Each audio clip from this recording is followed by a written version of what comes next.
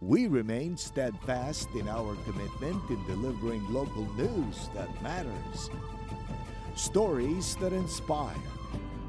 Enriching the lives of Filipinos in the Philippines and across the globe. This is your GMA Regional TV. Buong puso para sa Pilipino. Ito ang inyong Regional TV News. Magandang araw, ito ang inyong Regional TV News. Hatid namin ang mga pinakamalalaki at pinakahuling balita mula sa Luzon. Ako po si Chris Zuniga. Mula rito sa Visayas, ako po si Cecil Kibod Castro.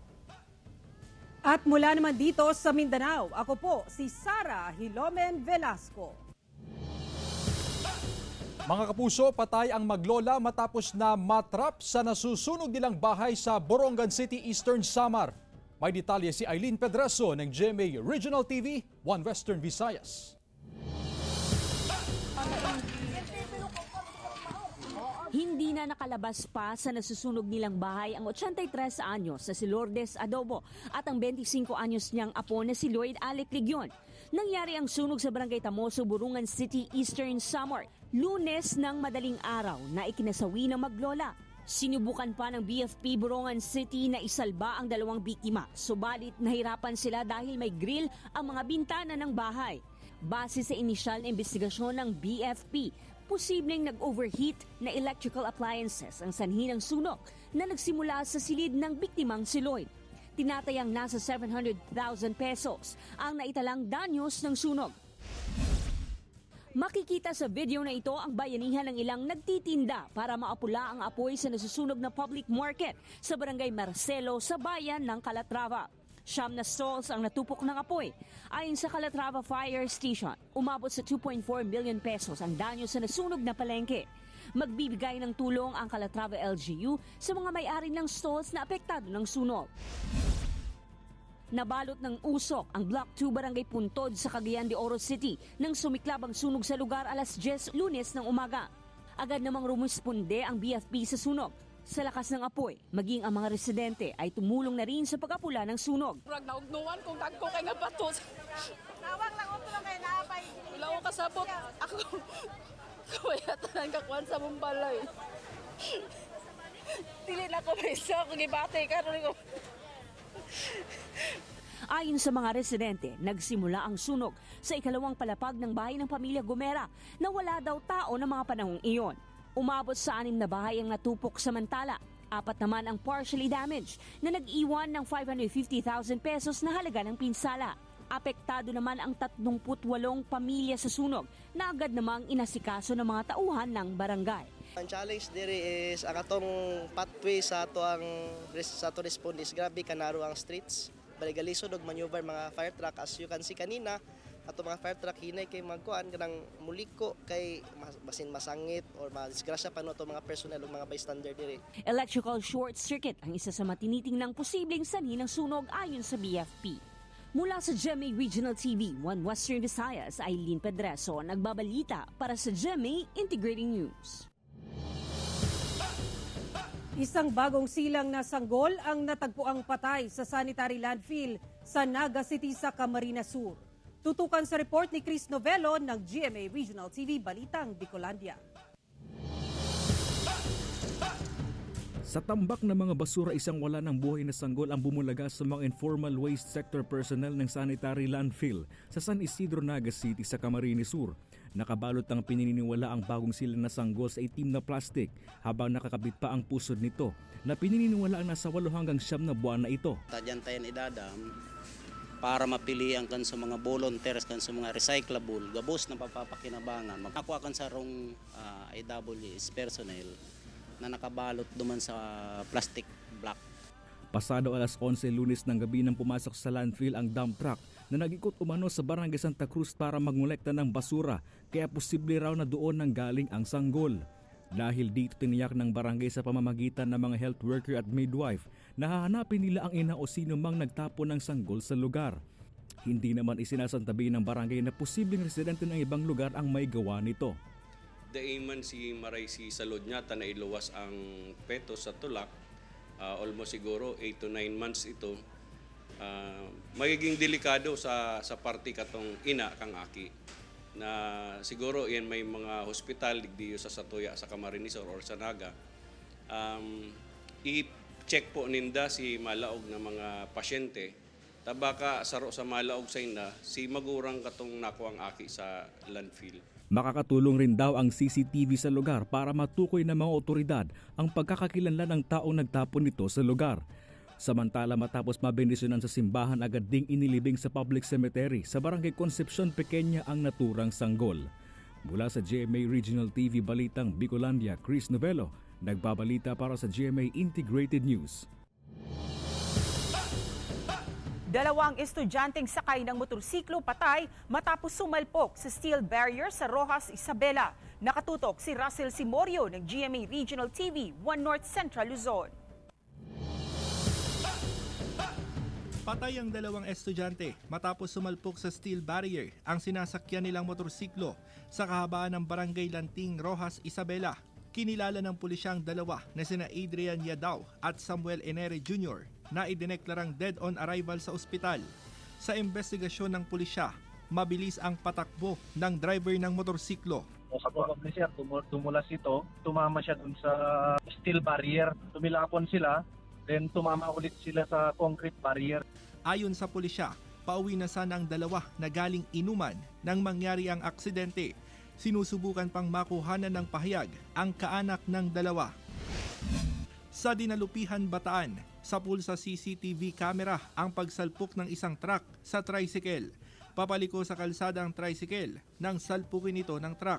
Buti na lang at agad nakapagpreno ang driver ng truck kaya hindi malakas ang naging impact. Naareglo na ng magkabilang panig ang insidente. Pauwi na sana ang mga nag-iikot na pulis ng San Vicente, Ilocos Sur nang makita ang isang motorsiklong tumilapon at dumaosdos sa intersection. 20 metro mula sa motorsiklo, natagpuan ang duguang rider na si Elaine May Pastor, 28 anyos. Dinala pa siya sa pagamutan, ngunit hindi na umabot ng buhay. Ayon sa pulisya, galing sa isang bar ang biktima. Hinihinalang mabilis ang patakbo ng biktima, dahilan kaya nawalan ng kontrol sa manibela. Mula sa GMA Regional TV 1 North Central Luzon, Russell Simorio nagbabalita para sa GMA Integrated News. 12 katao na ang namatay sa Ilocos Norte dahil sa hinihinalang kaso ng rabies ayon sa Provincial Health Office. Simula Marso hanggang Setyembre nitong taon, umabot na sa 12 reported deaths dahil sa suspected rabies ang naitala sa Ilocos Norte. Patuloy na inaaral ng Provincial Health Office sa mga kaso upang masiguradong rabies ang sanhi ng pagkamatay ng mga individual. Hindi raw kasi nasuri na maayos sa mga hayop na kumagat sa mga biktima dahil namatay ang ilan sa mga ito. Paalala ng PHO, agad magpasuri sa Animal Bite Center kung sakaling makagat ng anumang uri ng domestic animal. Sa ngayon, 6 ang accredited Animal Bite Centers sa lalawigan. Kauna-unahang mini science centrum sa Calabarzon itinayo sa Pulilio, Quezon. Silipin sa report ni Paul Hernandez ng GMA Regional TV, Balitang Southern Tagalog. Mula sa sikat na Newton's Cradle, anti-gravity mirror, colored shadows, following faces at hanggang sa plasma sphere. Yan at iba pa ang tampok sa kabubukas lang na mini science centrum sa Pulilio, Quezon. Nakapag-ikot na, dagdag kaalaman pa. May lawak na 150 square meters ang itinuturing na kauna-unahang science centrum sa Calabarzon region na matatagpuan sa loob ng Pulilio Central Elementary School. Ang karaniwan naming problem ngayon sa education dito sa Pulilio District, unang-unang aming in-address ay ang mga learning loss and learning gaps ng mga bata. Kulang kasi kami talaga ng mga equipments, mga materials para ma-enhance ang science and technologies. Proyekto ito ng Department of Science and Technology o DOST Calabarzon, katuwang ang Philippine Foundation for Science and Technology, DepEd at Pulilio LGU para mas mailapit ang interactive exhibit sa mga estudyanteng nasa malalayong lugar. Hindi na nga raw kailangang bumiyahe sa Maynila para makapag-tour sa mga science centrum. By this equipment or mga models or tools na makikita natin sa ating mini science centrum. So yung enhancement ng learning, magiging experiential learning siya para sa ating mga estudyante. Naniniwala ang DOST na mas mapapalalim itong interes sa mga estudyante sa agham at teknolohiya. Libre itong mapapasyalan ng publiko Lunes hanggang Biyernes mula alas 7 ng umaga hanggang alas 4 ng hapon. Plano pa ng DOST na magtayo ng kaparehong Science Centrum sa iba pang lugar sa Calabarzon. Mula sa GMA Regional TV Balitang Southern Tagalog, Paul Hernandez nagbabalita para sa GMA Integrated News. Hinahangaan ng isang estudyante sa Cagayan State University sa bayan ng Apari dahil pinagsasabay niya ang kanyang pag-aaral at paghahanap buhay para may pambaon sa eskwela. Siya si Brian Kim Gonzalez de Leon, 23 anyos at third-year student sa kursong Industrial Technology. Pagpasok ni Brian sa kanilang campus, bitbit niya ang mga panindang popcorn. Naglalako siya tuwing walang klase. Marami naman daw ang bumibili sa kanyang paninda. Bilib daw ang mga kaklase sa sipag ni Brian at hindi nahihiya sa kanyang pagtitinda ng popcorn. Payo niya sa mga kapwa estudyante, walang dapat ikahiya kung nagsusumikap sa buhay.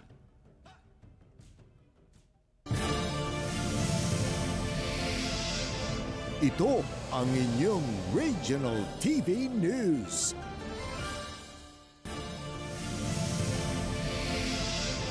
Ito ang inyong Regional TV News. Nahulikam ang rambol ng ilang kalalakihan sa Iloilo City. Nakatutok si John Sala ng GMA Regional TV 1 Western Visayas. Nahulikam ang nangyaring away ng mga kalalakihan sa labas ng isang bar sa Smallville Complex sa Mandurriao, Iloilo City. Makikita ang suntukan ng ilang lalaki habang maraming nanonood sa gilid ng kalsada. Ayon sa Mandurriao Police, sa loob pa lang ng bar ay meron ng alitan sa pagitan ng dalawang grupo kaya sila pinalabas. Duwa ka involvado nga grupo, ginpagwa nila para nga hindi na maka-damage or maka-create sang disturbance within dra sa sulod sang ilang bar. Nagaling di tungod siguro sa nakainom na ang duwa ka grupo lagi na punggan. Tinututukan ngayon ng Task Force on Morals and Values Formation ng Iloilo City LGU ang nangyari. Plano nitong makipag-ugnayan sa management ng bar. Gusto naman ko wagin ang side sang ang bahin sang isang semento. Kami ara silang agin hatag ng mga commitment sa kanila trenyas. Sinubukan ng GMA Regional TV 1 Western Visayas na makuhanan ng pahayag ang mga may-ari ng bar pero wala ito nang pinuntahan ng news team. Matatandaang may nilagdaang Memorandum of Undertakings ang mga may-ari ng bar sa Iloilo City LGU para tiyakin na gagawa sila ng mga hakbang para maiwasan ang mga gulo bago sila muling pahintulutan na magbenta ng inumin kahit lampas na ng hating gabi.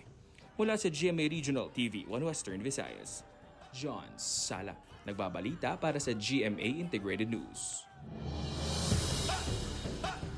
Pumalo sa 50 mga estudyante ng Ligao East Central School sa Ligao City, Albay ang nakaranas ng sore eyes. Ayon sa prinsipal ng paaralan, ilan sa mga estudyanteng nagka-sore eyes ang nagiging maayos na ang kondisyon sa ngayon.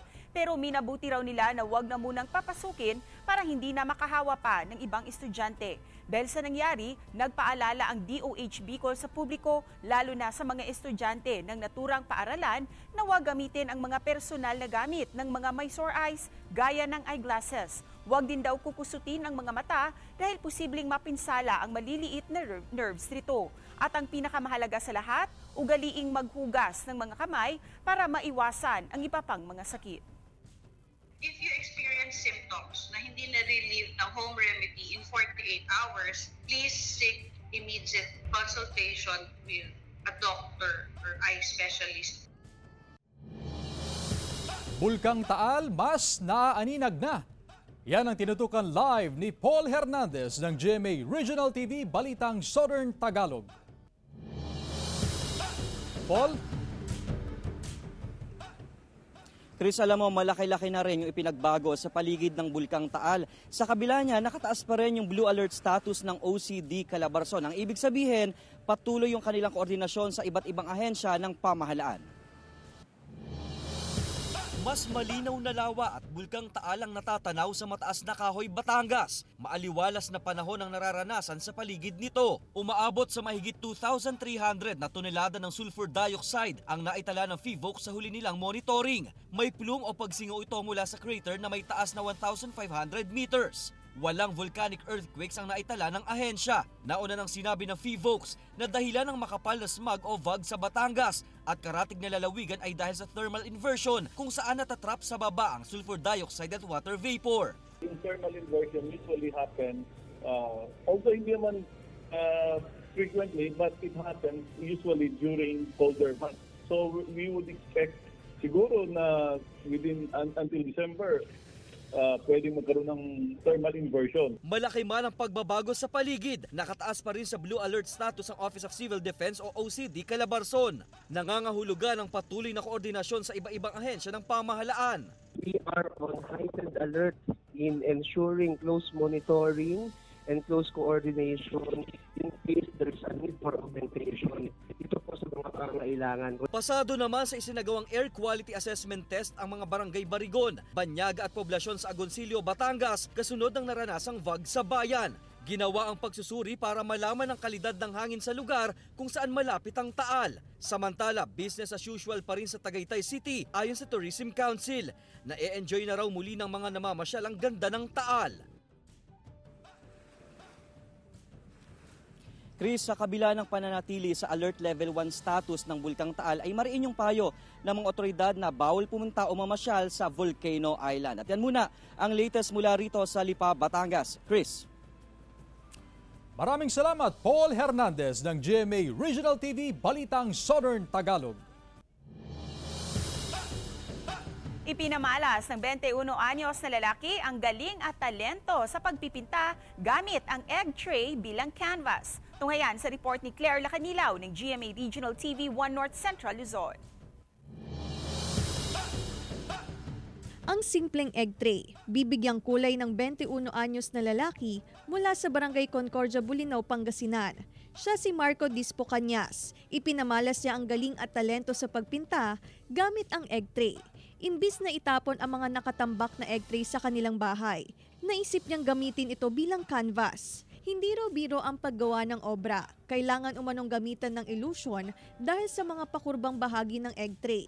Nagsimula pa ako magpinta sa egg tray noong pandemic po. Nakita ko po kasi yung egg tray na nakatambak lang at instead na canvas ang gamitin, yun po yung ginamit ko at doon po nagsimula kung bakit po ako nagpinta sa egg tray at may illusion and trick po kasi napapansin yung isang viewer. Bukod sa menos gastos, nais din ni Marco na makatulong sa kapaligiran at i-recycle ang mga egg tray bilang canvas.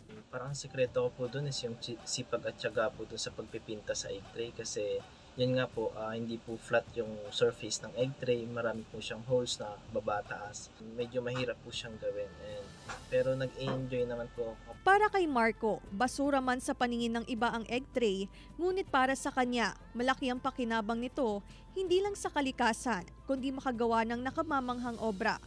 Mula sa GMA Regional TV 1 North Central Luzon, Claire Lacanilaw, nagbabalita para sa GMA Integrated News.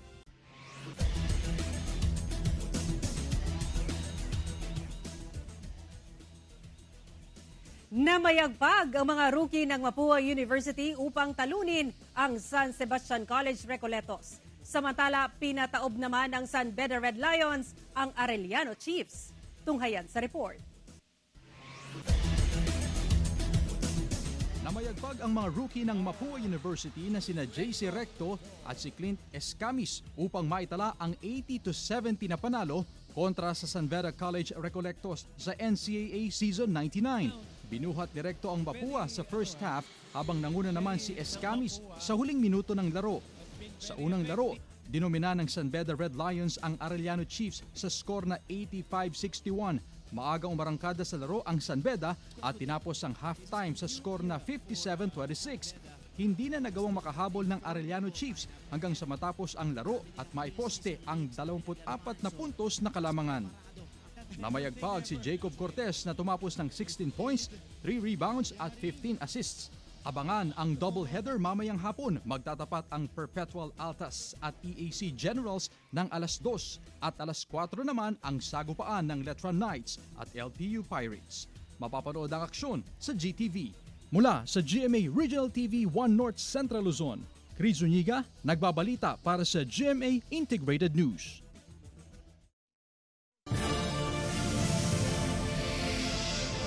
Ito ang inyong Regional TV News. Ito ang inyong Regional TV News.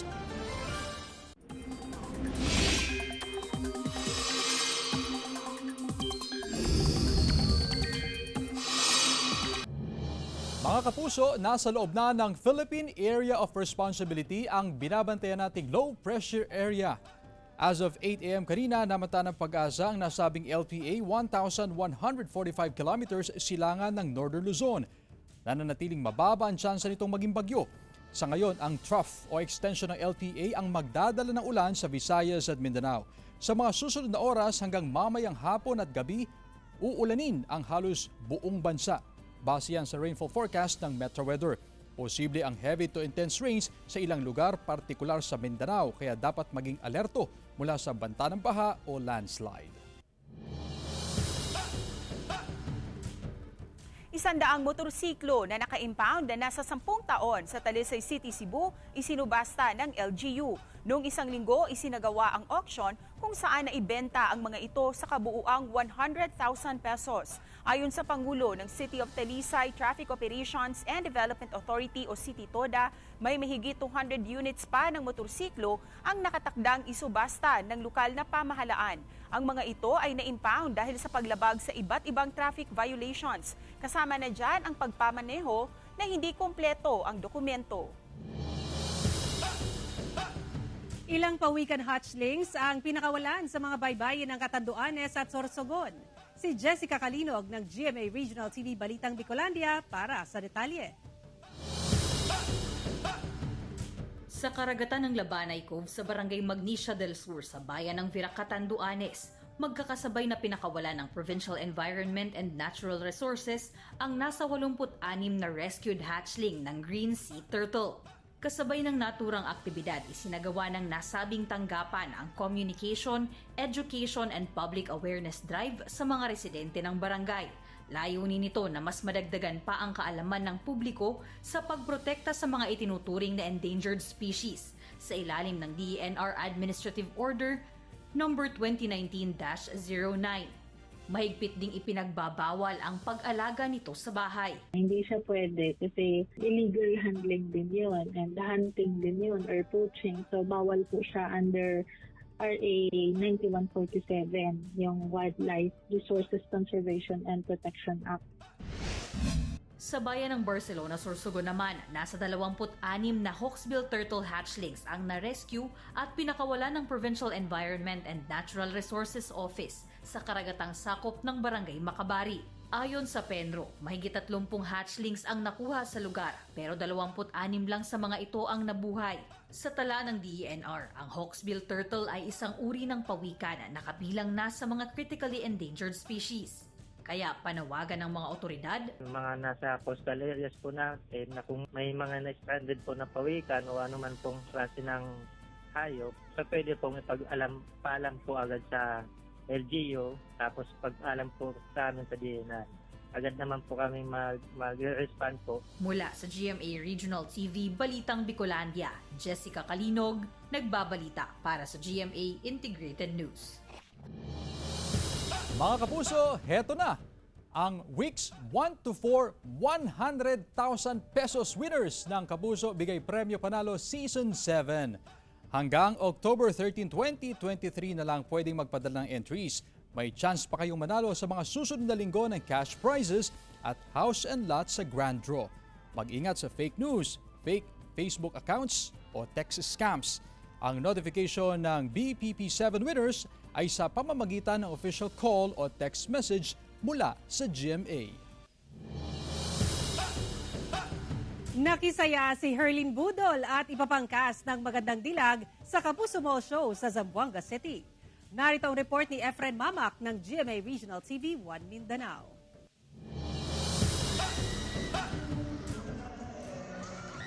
High-level na excitement ang naramdaman ng mga kapusong Zamboangueño dahil hindi nila pinalampas ang pagkakataon na makita ng personal ang kanilang mga hinahangaang kapuso star na sina Herlin Budol, Rob Gomez, Adriel Lomadilla, na cast ng GMA Afternoon Prime Drama Series na Magandang Dilag sa Kapuso Mall Show sa KCC Mall de Zamboanga, Zamboanga City. Unang nag-perform on stage ang singer, dancer at rapper na si Real Lomadilla na miyembro rin ng girl group na XOXO.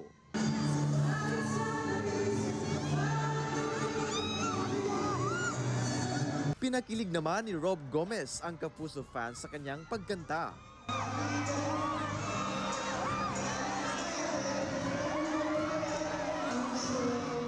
Hey Rob, sobrang gwapo saan! My God, napakagwapo! Mas tumindi naman ang hiyawan ng fans nang mag-perform na si Magandang Dilag, herself, Herlyn Budol. Naaliw pa sila ng gusto nang magpa-games pa si Herlyn. Sulit yung pagpunta natin dito kasi napakaganda ni Miss Herlyn. Nagpasalamat naman ang Kapuso Stars sa mainit na pagtanggap sa kanila ng mga kapusong Zamboangueño. Pagtanggap po sa kanya, parang nahahawa po ako ba? Maraming salamat po talaga sa patuloy na suporta.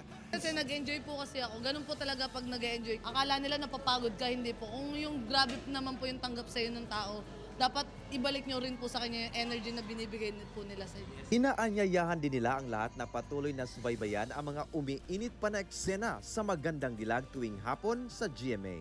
Mula sa GMA Regional TV 1 Mindanao, Efren Mamak nagbabalita para sa GMA Integrated News. Mga kapuso, 89 days na lang, Pasko na. Samantala, mapapanood niyo po ang episode na ito sa official website ng GMA Regional TV, www.gmaregionaltv.com.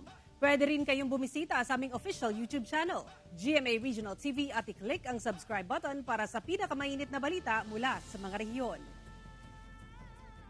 Nais naming pasalamatan ang mga kapuso sa iba't ibang panig ng Pilipinas, maging ang mga kapuso natin abroad, dahil sa GMA Regional TV, Local News Matters. Kami ang Regional TV News, buong puwersa para sa mas malaking misyon at mas malawak na paglilingkod sa bayan.